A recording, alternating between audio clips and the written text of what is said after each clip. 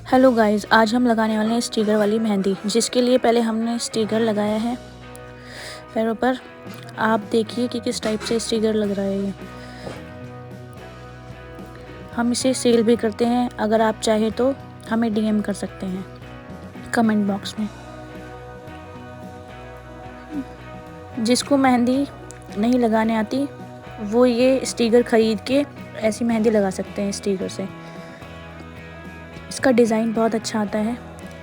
बस आपको कुछ नहीं करना, स्टिकर निकाल के और उसको पैर पे लगाना है टाइट करके।